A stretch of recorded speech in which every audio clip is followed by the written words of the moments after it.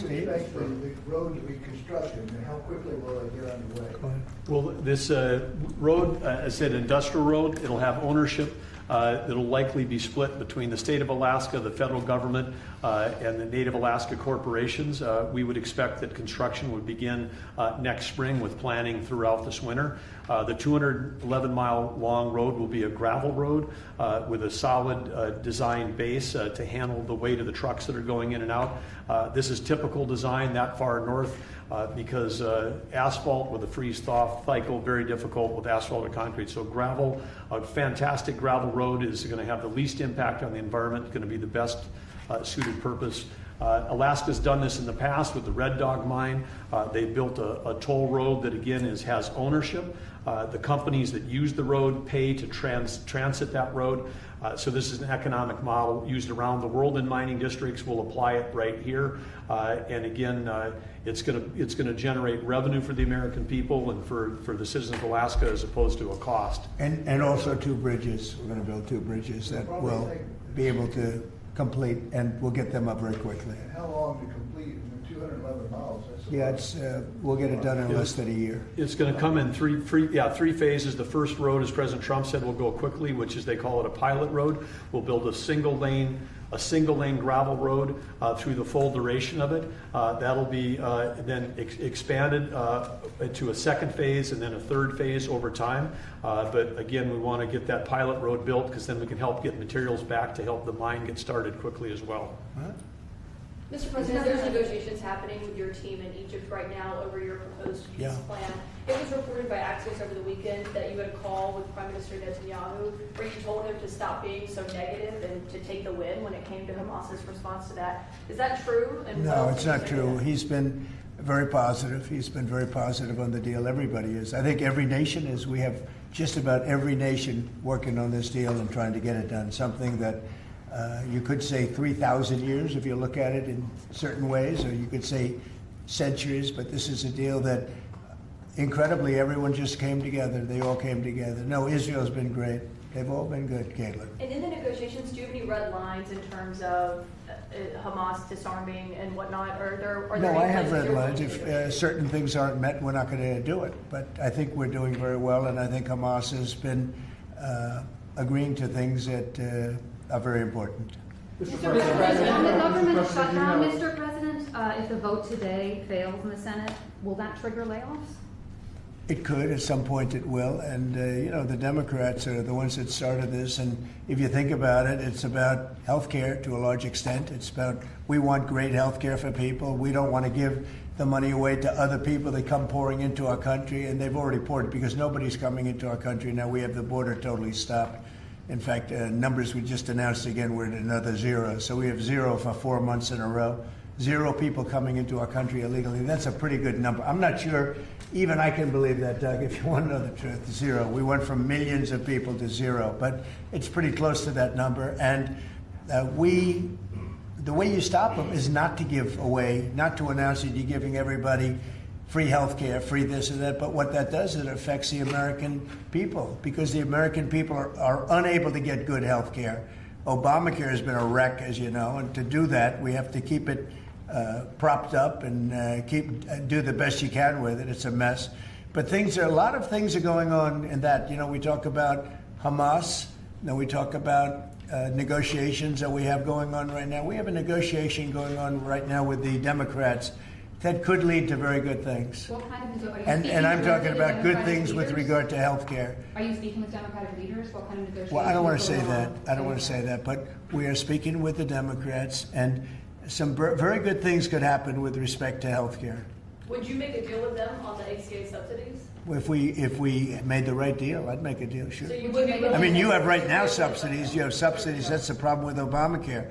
The subsidies are so much. It's billions and billions of dollars is being wasted. And we can have a much better health care than we have right now. And we're talking to them. I mean, I'm not saying that's going to happen because this has also been going on, not for 3,000 years, but it's been going on for a long time. But, yeah, we're talking to the Democrats. You would work to make a deal with them on... I'd like to see a deal made for great health care. Yeah, I want to see great health. I'm a Republican, but I want to see health care much more so than the Democrats. So, Mr. President, on all of this, as you know, the American people are experiencing a lot of pain with any kind of government shutdown. And while you're dealing with Democrats, and of course Republicans are standing their ground, what is your message directly to the American people who may encounter some of this pain and despair? How do you give them hope? Well, up till now, there hasn't been a great deal of pain. There could be a great deal of pain, but up till now, there hasn't been. I will say this, just hang in there, because I think a lot of good things are going to happen. That's all I can say. I mean, I think a lot of good things could happen, and that could also pertain to health care. Mr. President. Follow-up question. Mr. We President. have seen a surge in attacks on ICE agents across the country, including the shooting in Dallas and over the weekend in Chicago. We saw 10 cars boxing in on ICE agents and another one ramming into an ICE vehicle. Yeah. We have heard Secretary Noem saying that some of these attackers are actually organized and they're planning to kill and ambush these officers. Right. What are the consequences for these? Very severe. We're going to have very severe. We're going to find out who's going after our federal agents. So when you look at Chicago, they've had probably 50 murders in the last 6 or 7 months, 8 months. Many, many people shot, like 30, 40, 50 people shot. Didn't die, but they've been shot. It's like a war zone. And then I listen to the governor and the mayor get up and say how they have it under control. They don't. It's probably worse than almost any city in the world. You can go to Afghanistan. You can go to a lot of different places, and they probably marvel at how much crime we have. Then you go to Memphis, where we are right now. Now, it's just like in Washington, D.C. right now. You people know better than I do, because you have to live right inside. And so many of the press have come to me. They've said, I can't believe it. It's changed so much. We have a safe city in Washington. Memphis will very soon have a safe city. Chicago can be very, very safe. It's going to be very safe. But Chicago is going to be very safe. And you say, why is it that a governor wouldn't accept free help from regardless? I mean, whether it's National Guard or the military or anybody. I mean, if women raped and beaten and knocked to hell, and the same with men where they're being shot all over the place in large numbers. I mean, we had a week in Chicago where 11 people were murdered and 38 people were shot. And then we have a governor get up and say, oh, it's safe, we can handle it. He can't handle it. He's an incompetent guy. That's why they threw him out of the family business. They threw him out. I knew the family business very well, and they threw him out. And now he's a governor. And he should say, we'd love to have a safer place. Chicago's a great city, potentially. You know, I told you, the head of the Union Pacific Railroad said, sir, save Chicago. It's a great city. It's going to be lost if you don't do it. We have no choice but to do this. And when judges give us rulings that, you know, you don't have to do it, Portland is on fire. Portland's been on fire for years. And not so much saving it. We have to save something else, because I think that's all insurrection. I really think that's really criminal insurrection. So I appreciate the question. These are unsafe places. We're going to make them safe. So you see what's going on in Memphis. Not pretty, but you know what? We're doing a pretty job, because it's going to be a very safe place in a little while. And the people of Memphis are so happy that we're there. And the people of Chicago. So you have black women with MAGA hats on in Chicago, all over the place. They want the guard to come in, or they don't care who comes in. They just want to be safe. And they really don't care. You know, there was one woman, she was great today. She said, you know what? I don't care if it's the National Guard, the Army, the Marines, the Air Force. I don't care who comes in, as long as we're safe. And that's the way most of the public feels. We're going to make Chicago really great again. And we're going to stop this crime. Then we're going to go to another one, and we're going to go city by city. We're going to have safe cities. And it was so great that we started with our nation's capital, one of the worst. I mean, so many people, every week somebody was killed. They'd come from Iowa, they'd come from Indiana. They want to see the Jefferson Memorial, the Lincoln Memorial. They want to see something, and they'd get shot. And you'd call their parents, I'm sorry, but your son is dead. And they go, what do you mean he's dead? Came to Washington, D.C. Not anymore. That's not happening anymore. We have a safe place. We have a safe capital. It's as safe as we have probably almost just about in the country. And if you look back 6 months ago, 7 months ago, this was a death trap. You look back during the Biden, I mean, what they did, how badly they managed things. And almost all of these cities, most of these cities are Democrat run. And we don't care, Democrat, Republican, we're going to make them safe. So we have to save Chicago. It's very important. And you can't have a governor getting up and saying it's good when 11 people were shot over a weekend. What? The Insurrection Act, under what conditions or terms would you? Well, I'd do it if it was necessary. So far, it hasn't been necessary. But we have an Insurrection Act for a reason. If I had to enact it, I'd do that. If people were being killed and courts were holding us up, or governors or mayors were holding us up, sure, I'd do that. I mean, I want to make sure that people aren't killed. We have to make sure that our cities are safe. And it's turning out, and we started with D.C. It's been so successful. Think of it. People wouldn't go to restaurants. The restaurants were closing. We were losing a lot of restaurants, as you all know. And now restaurants are opening and they're thriving. And I went 2 weeks ago and it was great. I'm going to go again. I felt very safe, very safe. Forgetting about guards and Secret Service, I would have gone. It would have been very safe. D.C. is a great, and look at the cleanliness of D.C. Look at how it's clean. You don't have tents all over the place. We had parks where you couldn't even walk through the park. You had people from tents, and they were violent people. Some of these people were violent people. We have a great, safe capital again, and if you look at it in 6 months from now, it'll be the most beautiful anywhere in the world. It's being cleaned. The graffiti's all gone now. The tents are all gone. We have a capital that you can be proud of, but it'll only get better with time. Tomorrow is October 7th, the 2-year anniversary of the original Israeli attack. Do you expect the Gaza deal tomorrow, or any sort of hostage? I think we're going to have it soon. I think we're going to have a deal. It's a hard thing for me to say that when for years and years they've been trying to have a deal with Gaza, but literally for centuries. Okay, if you really think about it.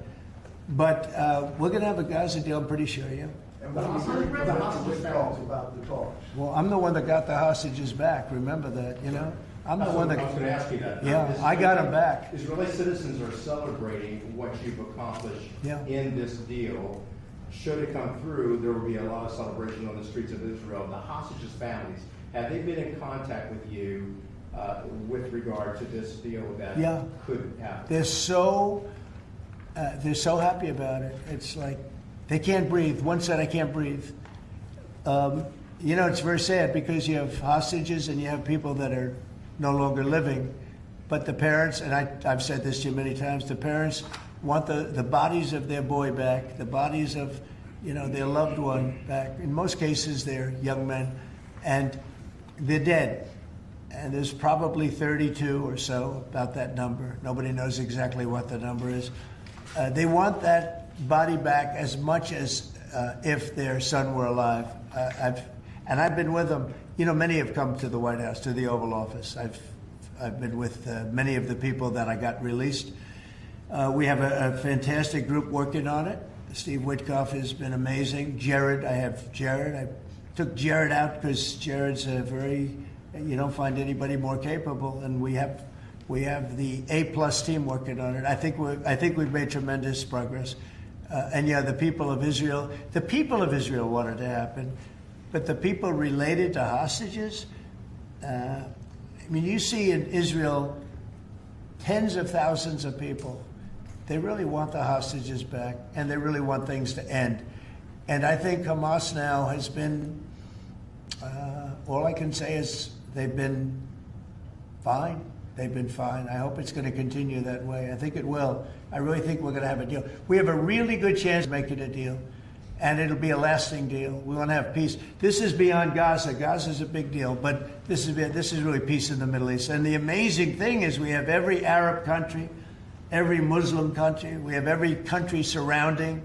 They all want. I spoke with President Erdogan of Turkey. He's fantastic. He's been pushing very hard. He's a very powerful guy.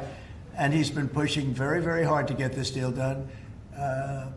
And Hamas has a lot of respect for him. They have a lot of respect for Qatar. They have a lot of respect for UAE and Saudi Arabia. Everybody is on our side to get this deal done. There's never been anything like it. Nobody's ever seen it. There's always been like 80% of them don't want something done. I think virtually, we even had a very strong signal, as you know, from Iran. They'd like to see this done.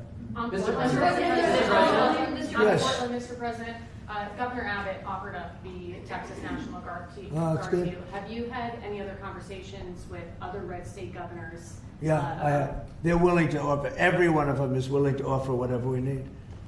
We thank Governor Abbott of Texas. Every one of the red state, as you call them, red state governors is willing to give whatever we need because they want our agents protected. You know, these ICE agents have a tough job. They have to go in and get, in many cases, stone cold criminals, hardened criminals, long-time criminals. And every essentially Republican governor has offered up whatever we need. And some Democratic governors also. Daniel? Yeah, Mr. President, thank you. A quick question on the subject of the order. The Biden administration, previously speaking, they shut down Alaska for business. You reversed that, you reversed it on day one, you opened it up, going after all the critical minerals.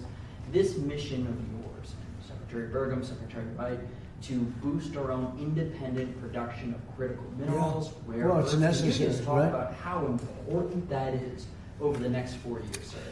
Well, it's very necessary. You know, in the past, we were able to go to other countries, buy whatever we want, but all of a sudden, if those countries are hostile, and by the way, China hasn't been. We've made deals with China. You know, they approved the TikTok deal. Everyone said you'd never get the TikTok deal approved. They approved it, and we have great people buying it.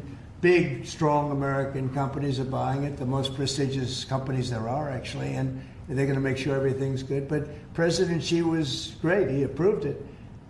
So I'm not saying hostile, but it's good to have our own minerals. And, you know, we created tremendous value by creating a road. We build a road that only we can do because we have the rights to do it, number one, and we have the power to do it. And so we build a road that's over 200 miles long through a very beautiful area of the world. Actually, it's incredible. When you look at it, it's incredible. But a rough area from the standpoint of building. So we get a road done. And with that, we unleash billions and billions of dollars of wealth.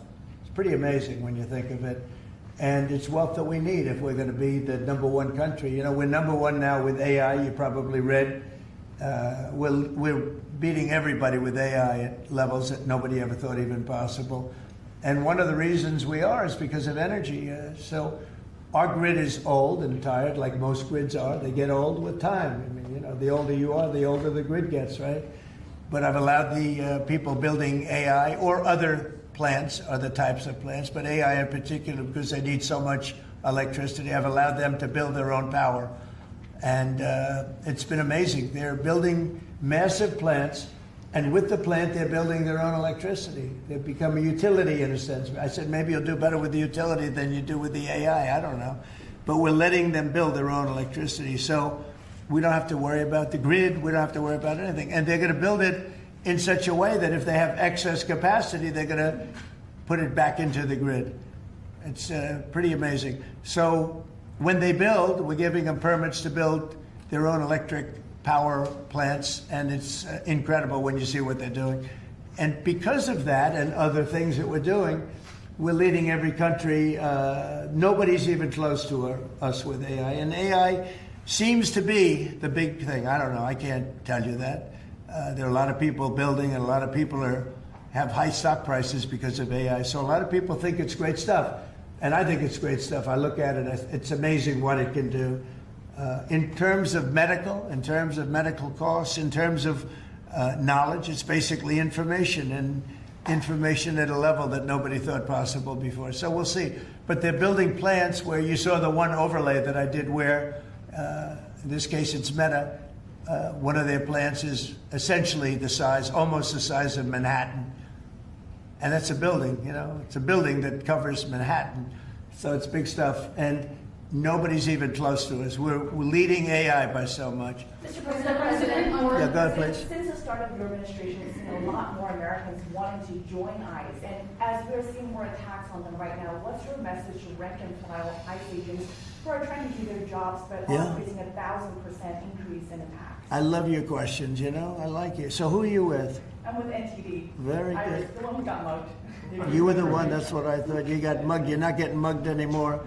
She was really, you're lucky to be with us with that deal that happened. I know all about that. Not anymore, though. You feel a different world out there, right? Totally. If you're safe with the baby nowadays. Oh, good. Well, you're safe now. Nobody's going to be hurting you in any way. Thank you, Mr. President. Okay, thank you very much. Mr. President, on the Supreme Court today, Thank you. So the bottom line on your question, we're just going to make things real safe. We're going to have a country that you can be proud of, not a country that you read about every day where somebody gets mugged from behind or hit over the head with a baseball bat. Those people aren't with us any longer. Yeah, please. Mr. President, yes. Thank you very much. Thank you, Mr. President. On today's call with Lula from Brazil, Yeah. are you considering lowering tariffs after the call? Well, I had a great talk with the president of Brazil, who's a good man. I met him actually at the United Nations. I was going up to make a speech, and I didn't have a teleprompter. I was walking up to my teleprompter. I said, I don't have a teleprompter. But just before that, I met with President Lula, and I found him to be very good. I mean, we had a very good talk for about, 2 minutes. And then I went up to make a speech, and I was surprised to see, how would you like that one, Doug? I've got every leader in the world sitting out there. My teleprompter isn't on. You know why, Daniel? Because it was a rigged deal. But fortunately, I made a better speech than I would have if I read it off a teleprompter, which is pretty easy to do. So it was quite a day. That was a big day. But we met, and we liked each other. And, we had a great conversation. We'll start doing business. And are you considering traveling to Brazil for COP? At some point, I would, and he's going to come here. We talked about that. And a follow-up question on Israel. Israel government has been arresting and deporting activists that were traveling to Gaza. Today, Greta Thunberg, for instance, also some... Well, she's just a troublemaker, I mean, she's no longer into the environment, now she's into this. She's a troublemaker. She has an anger management problem. I think she should see a doctor. She needs anger. If you ever watch her, she's a young person. She's so angry. She's so crazy. Now you can have her. She's just a troublemaker. the Supreme Court is back in President. its term today, Mr. President. and Say it. The Supreme Court is back in Yeah. session. They rejected today an appeal by Ghislaine Maxwell to overturn her conviction. That means her only chance of getting out of prison is a pardon from you. Is that something you're open to Who are we doing? talking about? Ghislaine Maxwell. I haven't heard the name in so long. I can say this, that I'd have to take a look at it. I would have to take a look. Did they reject that? She wanted to appeal her conviction. And what happened? They said that they were not going to hear her appeal. I see. Well, I'll take a look at it. You're I will considering speak to the DOJ. I wouldn't consider it or not consider it. I don't know anything about it. So, Why but I'll would she speak. be a I will candidate? speak to the DOJ. Why would she be a candidate for clemency, sir? I don't know. I mean, I'd have to speak to the DOJ. I'll look at it. I have a lot of people have asked me for pardons. I call him Puff Daddy has asked me for a pardon. But she was convicted of child sex trafficking. Yeah, I mean, I'm going to have to take a look at it. I'd have to ask DOJ. I didn't know they rejected it. I didn't know she was even asking for it, frankly. Fly Tomahawk missiles to Ukraine, sell them to NATO, let them sell them to Ukraine. Yeah, I've sort of made a decision, pretty much. If you consider, I think I want to find out what they're doing with them. Yes. Where are they sending them? I guess I'd have to ask that question. That war should never have started, would have never started. Such bad judgment was used there. I think on both sides, by the way. But nobody looks good with the war with Russia and Ukraine. Nobody. It's been a horrible. This week they lost over 7,000 soldiers between the two of them. This is every week they're losing 7,000, 8,000, 5,000. They have a range of like 1,500 miles or something, and so they'd be able to. No, I know. No, I would ask some questions. I want to see what's. I'm not looking to see escalation. Yes. And tomorrow you're meeting with the Canadian Prime Minister. What's on the agenda for that? Well, I guess he's going to ask about tariffs because a lot of companies from Canada are moving into the United States. Everybody's moving back into the U.S. and he's probably going to be asking about tariffs. They're losing a lot of companies in Canada. They're coming into they left here. They left here 20 years ago when presidents that sat right at this desk weren't doing their job properly. They were probably good politicians, but they weren't good at business, and they allowed these companies to leave. And all they had to do is do what I'm doing right now. And, I'm not saying it's the easiest thing to do, but it is. It's effective. We're a rich country again. We're a powerful country because, I've ended 7 wars. At least half of them was because of my ability at trade and because of tariffs. If I didn't have tariffs to throw around a little bit, you would have at least 4 wars raging right now with thousands of people a day being killed that aren't happening. We've settled. We settled 7. We're getting close to settling 8. That would be a big one. And that's something that could happen. But so I think he's coming probably to talk about tariffs because a lot of companies are leaving Canada to come into the U.S. And they're leaving Mexico. And by the way, they're leaving China. They're leaving all over the world to come into the U.S. And would you Nobody's actually seen anything like it. Would you shift your position on tariffs in response to whatever? Well, I mean, look, my positions turned out to, everybody said I'm right. They find billions of dollars that they didn't even know they had. Recently, they said they found billions of dollars and they couldn't understand. I said, check the tariff shelf. And they come in the next hour and they said, sir, you're right. It was from the tariffs. We're a rich, really rich country again. But more importantly, maybe influence. If I didn't have the power of tariffs, you would have at least 4 of the 7 wars raging. I use tariffs to stop wars. If you look at India and Pakistan, they were ready to go at it. 7 planes were shot down. They were ready to go at it. And they're nuclear powers. And I don't want to say exactly what I said, but what I said was very effective. They stopped. And that was based on tariffs. It was based on trade. Tariffs are very important for the United States. We are a peacekeeper because of tariffs. Not only do we make, hundreds of billions of dollars, but we're a peacekeeper because of tariffs. Mr. President. On the shutdown, Mr. President, the shutdown that occurred during your first term lasted 35 days. Yeah. How long do you expect this shutdown to go? Well, you don't know. Look, I can say this, that it would have not happened except for the Democrats. The Democrats are very foolish. They've lost their way. And we have a new thing now when you look at, it's called crime. It's called absolute, as Biden would say, well, I won't say what he would have said. Remember when he said, it's a 3-letter word, no. Remember that one? Everyone's saying, what was that all about? He probably meant exclamation point or something after the word. But this is a 5-letter word, crime, C-R-I-M-E. And we want to put it out and are putting it out, and they don't. They don't seem to care about it, but they do care. I believe that Pritzker and this mayor of Chicago that like to say about they don't have it under control. Not only is it not under control, it's the opposite. And I believe they're afraid, they're scared for their lives. I believe that the Portland people are scared. You look at what's happened with Portland over the years, it's a burning hellhole. And then you have a judge that lost her way, that tries to pretend that like there's no problem. Actually, she's not even saying that. There's a huge problem in Portland. I'll tell you what the problem is, crime. Okay, crime. There's a huge problem in Chicago. It's called crime. And we want to put out the crime, and they want to inflame the crime. And why they want to, I don't know. But it could be that Pritzker is scared for his life. Yeah. You appointed that judge. On the UN, do you have an update on the investigation into what happened to you at the UN last month? And also, what's your message to Americans who are concerned about your and your family's safety as you're very out in public? Yeah, I am out there. There's no question about it. Well, at the UN, we had a problem with the teleprompter. We had another problem that nobody has actually talked about. The people in the room didn't hear my speech. Did you know that?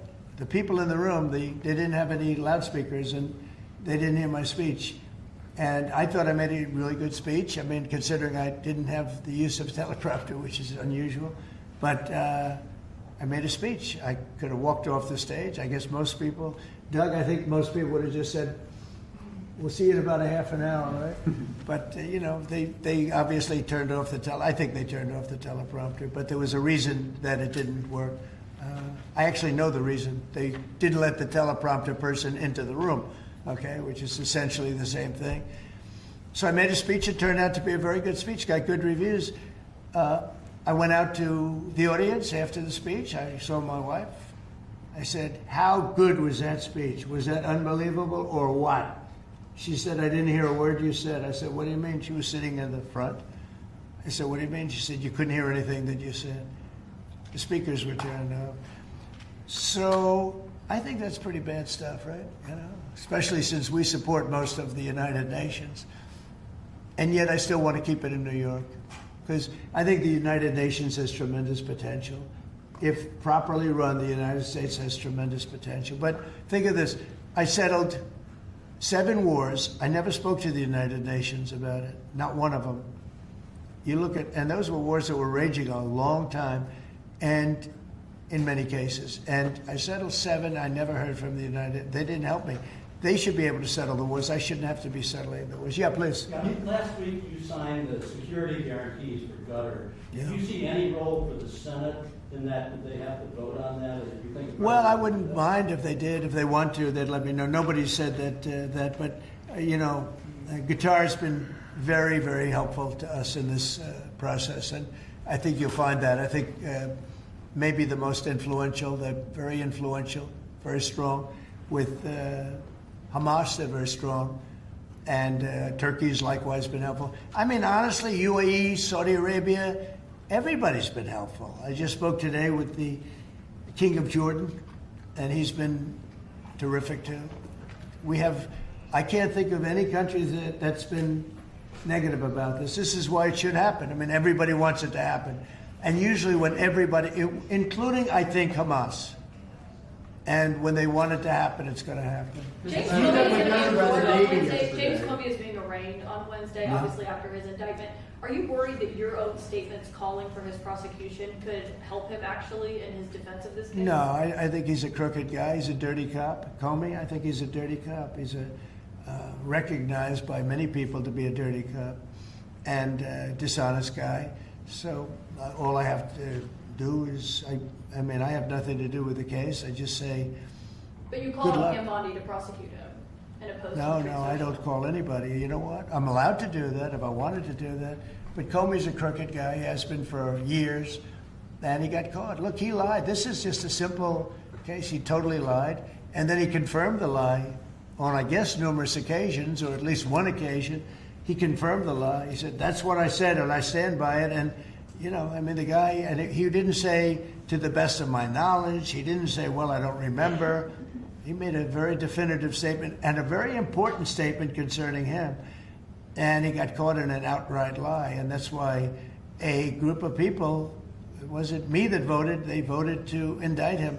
But he's a crooked guy, in my opinion, and we'll find out. The court's going to determine that in a little while, I guess. Yeah. You have members of the Navy yesterday, Mr. President. Yeah, I'm going to do some farm stuff this weekend. You have with Yeah, please. the Navy yesterday celebrating It was unbelievable. their 250th. Can you talk about that? And as we get closer to America's 250th, you've initiated a prayer initiative as well. Yeah. Talk to me about both of those events and why they're so important, particularly the prayer initiative going forward to the. Well, we have, and we're dealing, as you know, with all of the different, and not just evangelicals, Christians. We're dealing with lots of different faiths, religions, and I felt for a long time that if a country doesn't have religion, doesn't have faith, doesn't have God, it's going to be very hard to be a good country. There's no reason to be good. I want to be good because you want to prove to God that you're good, so you go to that next step, right? So that's very important to me. I think it's really very important. And yesterday was amazing. We went out. We went to the naval base, the largest in the world, actually, and I saw things that were incredible. The level of I don't want to use the word weapons, but they are weapons. The technology on these planes, on the carriers, on all of the different things that we saw. They gave us missile displays. They did the whole. I don't think they've ever done anything like it, but it was really impressive. And the talent of the pilots, where they can land. The aircraft carriers look massive, but when you put them in the middle of like the Atlantic, or in this case, pretty far off the coast of Virginia, and it's sitting in a big ocean, and it was pretty calm yesterday, but it's still a little bit testy, right? And you'd have these guys land right on a thing and come to a sudden screeching halt, and they're really something. They were taking off yesterday, and they look over, yes, sir, and then you see them, and you see them just get ripped back into the seat because the G-forces are so great. And actually, if you're not in great shape, because they were doing maneuvers that were incredible yesterday, and the admirals were explaining that if you're not in really good shape, you don't make it because you pass out. These guys, And women. I met some women pilots that I mean, it's incredible what they're able to do.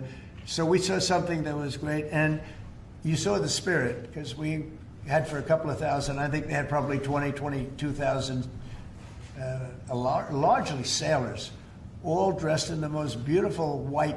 There wasn't a spot on any of those uniforms. I looked at them, it was just a wave of white, and it was a great crowd and great reception. So, you know, getting back to a very important question that was asked, when you go back a year ago, people weren't joining the armed forces. They weren't joining the Army, Navy, Air Force, Marines, the Coast Guard, Air Force.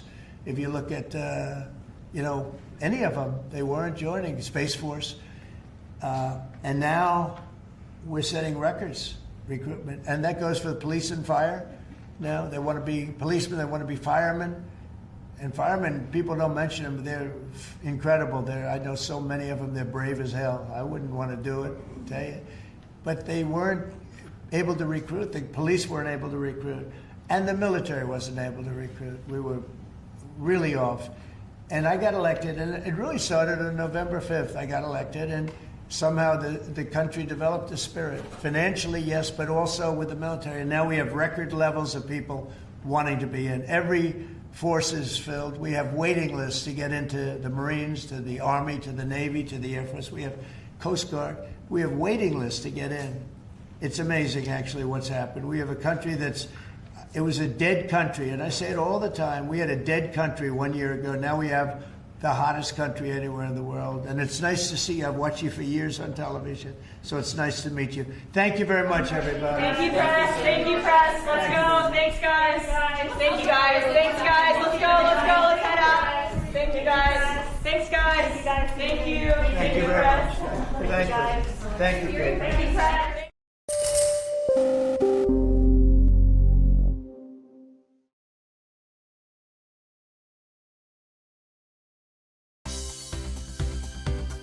For more news and updates, all you need to do is follow CNBC TV 18 on all of our digital platforms.